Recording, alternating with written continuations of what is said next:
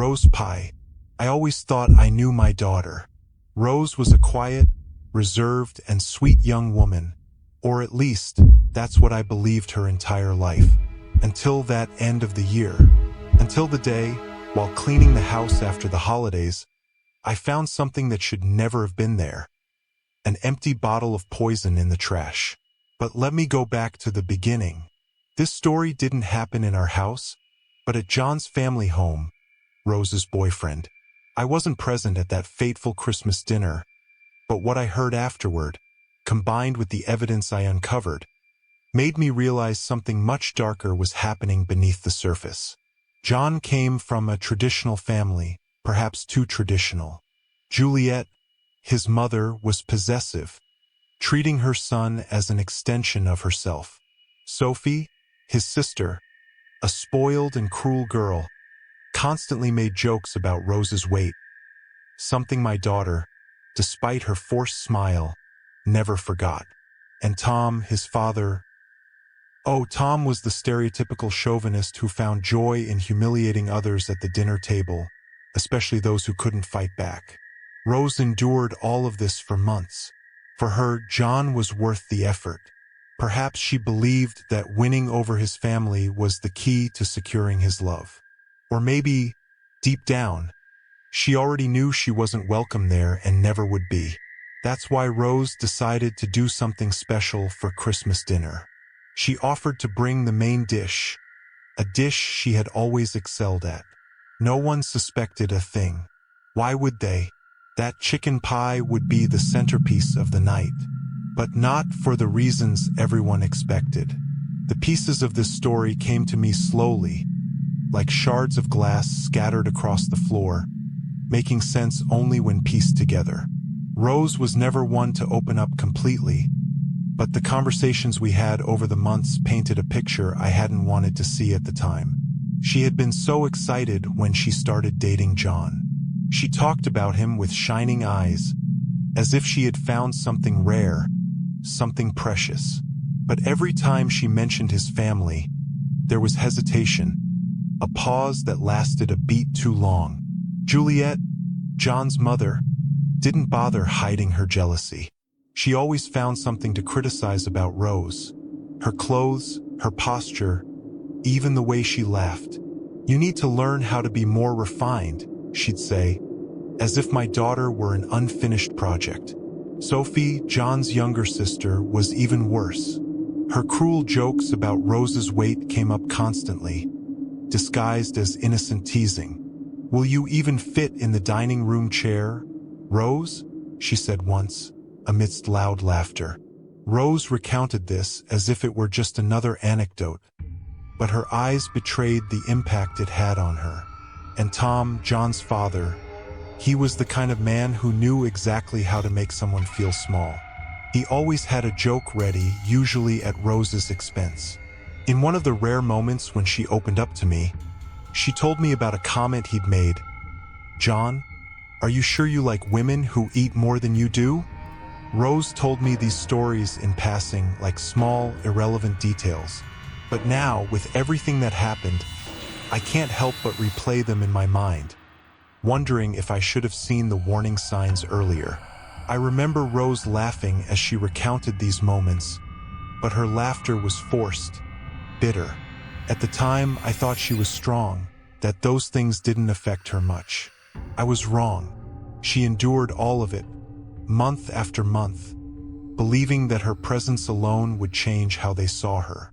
Until the moment something inside her broke. The idea of the pie came after one of Sophie's comments. "It's going to be a special night," Rose told me. And now, looking back, I realized the weight that special night carried for her. It wasn't just a meal.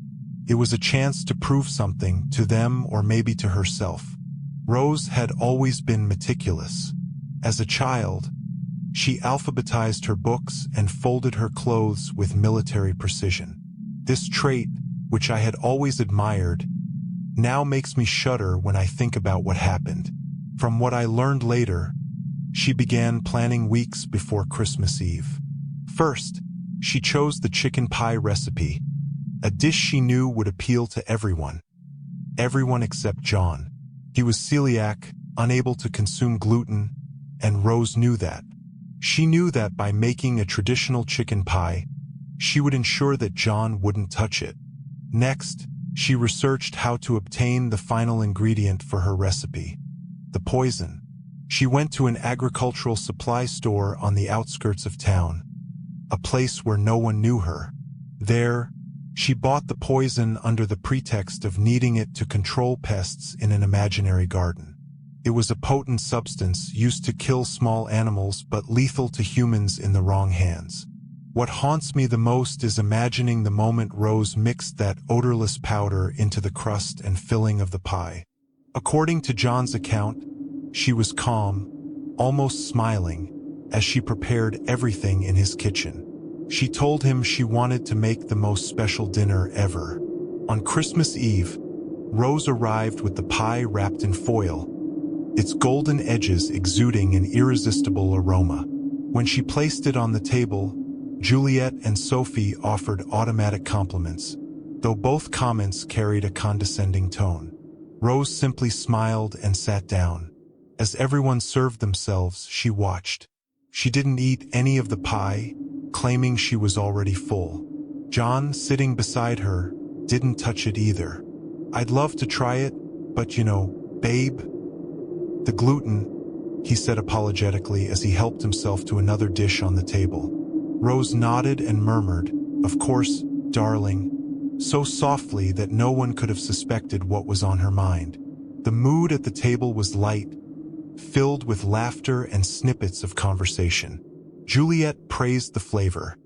Sophie helped herself to a second slice, and Tom commented on how the pie was surprisingly good. Everything was going according to Rose's plan. She held her wine glass, swirling it gently, her eyes drifting from plate to plate, from bite to bite. No one there had any idea what was coming. At first, everything seemed normal. John's family continued to chat and laugh, wine flowing freely, and the chicken pie was the star of the night. Rose remained quiet but attentive, watching every reaction as she clutched her wine glass like a shield. Juliet was the first to compliment Rose again. "You really outdid yourself, Rose. This pie is divine." Sophie, between bites, laughed. "Wow, maybe there's hope for you in the kitchen after all." Tom, his face slightly flushed from the wine, let out his signature loud laugh. "Who would have thought, huh? Even a city girl can get it right once in a while." Rose kept smiling, but her eyes stayed fixed on the plates.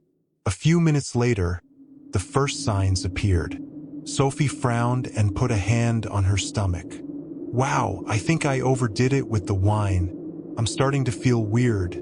Juliet, who was about to respond, also froze. Her face had gone pale, and she looked at her husband with concern. "Tom, are you okay?"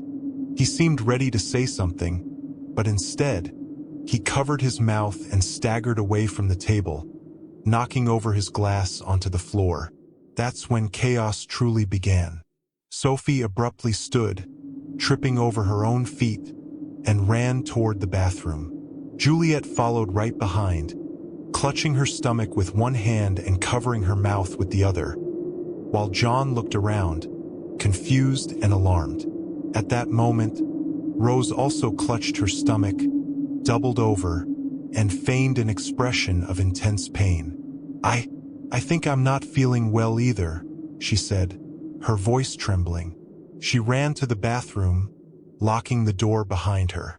Inside, she forced herself to vomit, then waited a few minutes before emerging with a pale, damp face, as if she had suffered the same discomfort as the others. John, oblivious to the act, approached her with concern. "Rose, you too? My God, what's going on here?" "It must have been something we ate, or the wine," she replied weakly, her voice hesitant. Her performance was flawless, with everyone believing Rose was just as much a victim as they were. No one suspected the chicken pie as the possible cause. Paramedics arrived within minutes and took Juliet, Sophie, and Tom to the hospital. The diagnosis came quickly: severe food poisoning. Fortunately, due to the excessive wine consumption, all three had vomited before the poison could cause irreversible damage. Rose stayed behind, claiming she already felt better and didn't need to go to the hospital. When John returned hours later, he looked exhausted and confused. "They're going to be okay," he said with relief, which Rose mimicked as she nodded in agreement. "That's good," she replied, calmly collecting the dishes. "I would never have known anything, if not for a stroke of chance." When Rose came home after that night, something about her seemed different. She was quieter than usual, and her eyes looked distant. I asked her how dinner had gone, and she shrugged, letting out an almost imperceptible sigh. "It was chaotic," she said as she made herself a cup of tea. "Everyone got sick. It was a disaster." She didn't look at me as she spoke, and I noticed something else in her tone. Something deeper. It wasn't just exhaustion. It was disappointment. Later, she added, almost as if trying to justify her own thoughts, "In the end, no one even talked about the pie." At the time, I didn't grasp the weight of her words. I thought she was upset because her effort in cooking had been overshadowed by the chaos of the evening. But looking back, it became clear that her frustration stemmed from something else entirely. 2 days later, as I was taking out the trash, I found something that made me freeze. It was a small, empty bottle with a label that sent chills down my spine. Pest poison. Agricultural use only. For a moment, I tried to convince myself that it had nothing to do with Rose. Maybe someone else had accidentally left it in the trash. Maybe it wasn't what I feared, but the doubt wouldn't leave my mind. I started connecting the dots. The months of comments Rose had casually mentioned, the cruel jokes she endured, her sudden insistence on preparing the main dish, the strange way she had described the dinner, her empty gaze when she returned home, and now the poison bottle. The evidence was impossible to ignore. That night, when Rose was in her room, I knocked on her door and entered. She was sitting on her bed, reading a book, but when she saw the look on my face, she calmly closed it and set it aside. "You knew I'd find out, didn't you?" I asked, holding the small bottle in my hand. She glanced at the bottle, then at me without showing any surprise. Her expression wasn't one of guilt or regret, but of weariness. "I knew it was only a matter of time," she replied, her voice calm. "Rose, what did you do?" I tried to stay composed, but my voice trembled. She crossed her legs and leaned forward, resting her elbows on her knees. "They deserved it," she said with a coldness that sent a chill down my spine. Deserved it? My mind struggled to process what she was saying. Juliet treated me like garbage from the start. She never saw me as good enough for John, like I was some stain on her perfect family. Sophie was even worse, humiliating me every chance she got with her disgusting little jokes. And Tom? He laughed at me like I was some kind of walking punchline. She paused, her gaze fixed on some distant point on the wall. "I endured it, Dad. I tried. I swallowed every insult because I loved John. But that night, I just wanted them to pay. Just a little. Just so they'd feel what it's like to be poisoned by words every single day." "You don't regret it?" I asked, incredulous. Rose shrugged. "If they had died, maybe I'd feel guilty.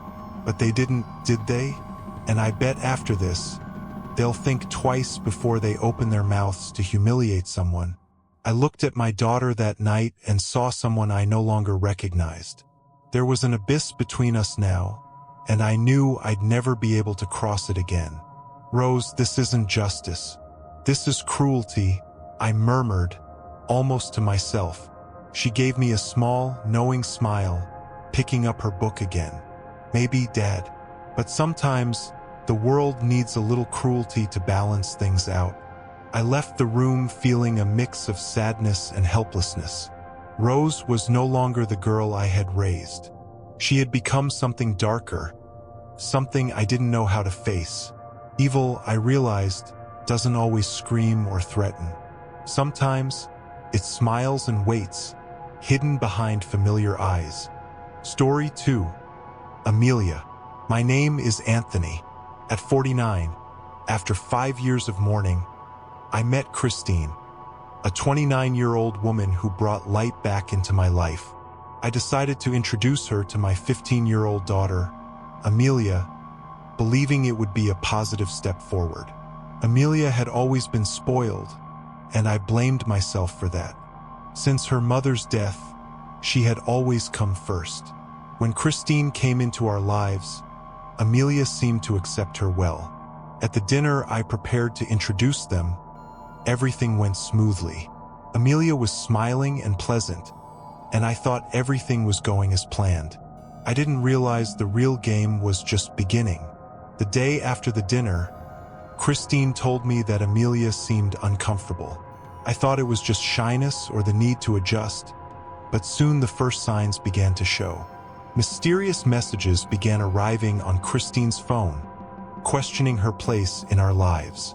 Clothes in her wardrobe were found out of place, as if someone had been invading her privacy. A canceled dinner with Christine left me puzzled. She claimed she wasn't comfortable around Amelia. I still couldn't put the pieces together. Amelia, always smiling and helpful, seemed incapable of making anyone uncomfortable. Then Christine started noticing her belongings disappearing. Perfumes went missing, personal items were misplaced, and broken objects appeared without explanation. Amelia denied everything. One strange incident happened during a dinner at home. Amelia started feeling ill after eating something Christine had prepared. No medical tests revealed any allergies or poisoning, but the situation cast a shadow of doubt. The relationship between Christine and Amelia quickly began to deteriorate. The mysterious messages persisted. Christine began receiving cruel, threatening texts. When I investigated, I discovered the number belonged to Amelia. When I confronted her, she gave a convincing explanation, and I ended up believing her. Amelia's actions became more subtle and calculated. One day, she appeared with her mother's diary, claiming Christine had taken it and looked through it. The diary was clearly out of place, but Christine denied any involvement. Another time, Amelia locked Christine in the guest room and claimed that Christine had accidentally locked herself in. This caused embarrassment during a visit from friends, and Christine left the gathering humiliated. In Christine's closet, clothes were found torn. Amelia casually remarked that the neighbor's cat might be responsible. Her explanations were always simple and seemingly harmless, but the pattern of events was clear to anyone paying close attention. Amelia began monopolizing my time, creating situations where I had to choose between her and Christine. Health scares, school problems, and a constant air of victimhood made me cancel plans, gradually driving Christine further away. In addition, important documents from my office began disappearing. Amelia would hide them, causing me to miss deadlines or run into financial trouble. She knew exactly how to create chaos without being directly blamed. The messages and notes persisted, and Christine's paranoia grew. She started questioning my relationship with Amelia, reluctant to accept that my daughter could be so calculated. I organized a formal dinner to try to strengthen bonds between Christine and our neighbors. Amelia was tasked with helping to prepare, and everything seemed in order. But during the dinner, I noticed strange behavior among the guests. Whispers, glances of suspicion directed at Christine. I discovered that Amelia had spent the day spreading lies. Stories about Christine being a gold digger, claiming she disrespected my late wife. The guests were convinced Christine was unwelcome in our home. Midway through the dinner, Amelia staged an anxiety attack, diverting all attention to herself and leaving Christine completely isolated. After the dinner, Christine told me she couldn't take it anymore. Exhausted, she left our home and ended the relationship. It devastated me, but also forced me to reflect on everything that had happened. A few days later, I decided to search Amelia's room. What I found left me stunned. A detailed notebook where she had documented her plans. Fake messages, lies she had told, strategies to manipulate situations. She hadn't just orchestrated everything. She seemed to take pleasure in the pain she caused. When I confronted her, she remained unflinching. There was no remorse, no apology. Just a coldness I had never seen in her before. With Christine out of our lives, Amelia's presence became unbearable. The silence in the house was unsettling, but also carried a tension I couldn't ignore. Everything about Amelia seemed calculated, from the way she looked at me to her small, deliberate actions. I realized I had to make a decision. She couldn't stay under the same roof as me. I arranged for her to be sent to a strict boarding school run by nuns, hoping the disciplined environment would shape her behavior. On the day I took her to the school, Amelia remained silent throughout the drive. When we arrived, she gave me a look that seemed to carry a silent threat. Back at home, the emptiness felt different.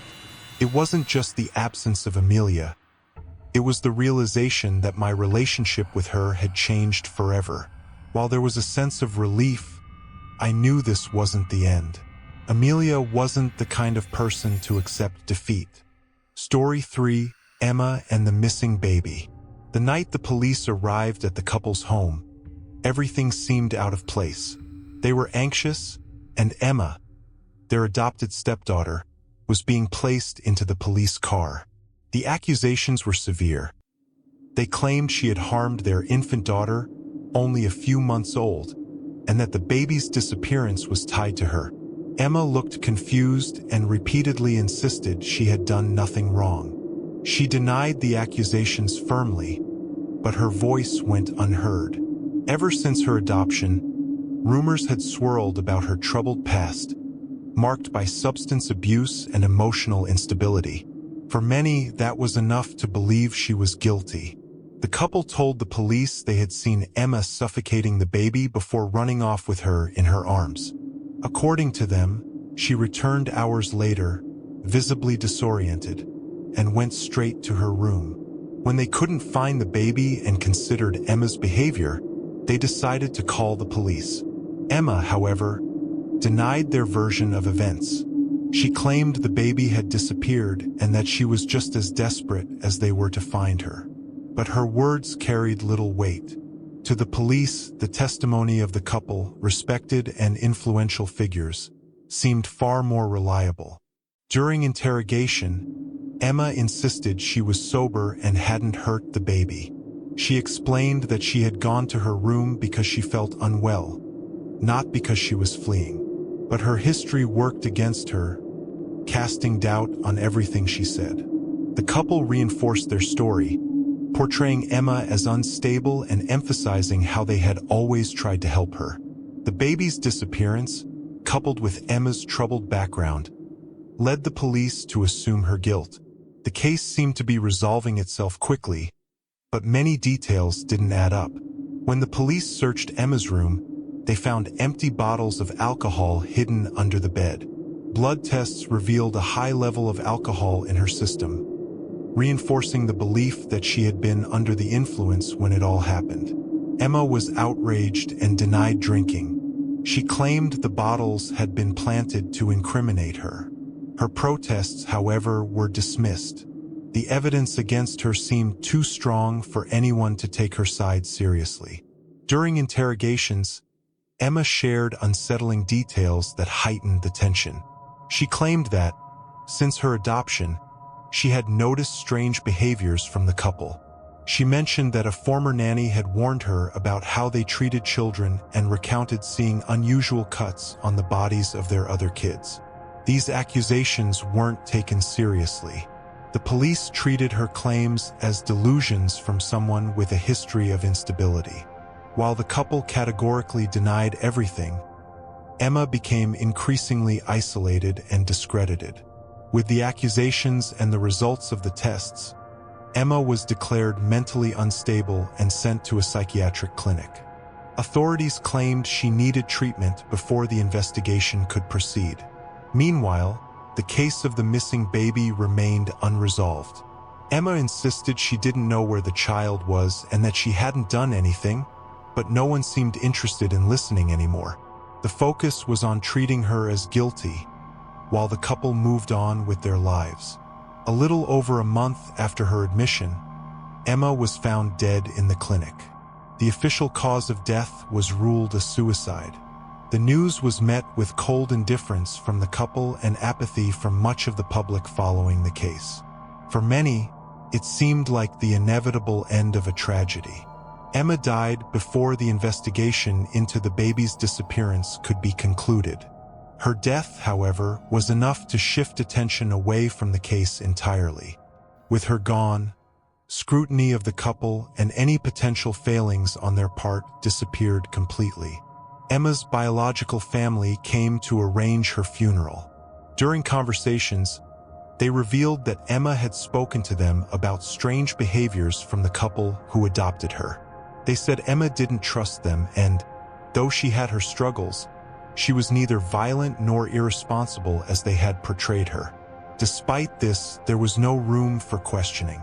The couple maintained their untarnished reputation, and Emma was buried with her name ruined. Her biological family believed she had been used as a scapegoat, but no one seemed willing to entertain that possibility. Even after Emma's death, the baby's disappearance remained a mystery. The couple resumed their lives, and rumors about what really happened gradually faded. The police presented no new leads, and the case was quietly closed without any concrete answers. The details Emma shared, the warnings from the former nanny, and the circumstances surrounding the disappearance were ignored. To the authorities, Emma's presumed guilt was sufficient to close the case. The death of Emma and the missing baby left a dark shadow over that house. The couple continued to live as though nothing had happened, but the lack of answers lingered like an unspoken truth. Emma was judged and condemned without definitive proof of her guilt. Her death and the silence surrounding the case served as a grim reminder of how easily some people can be discarded, especially when standing against those with power and influence.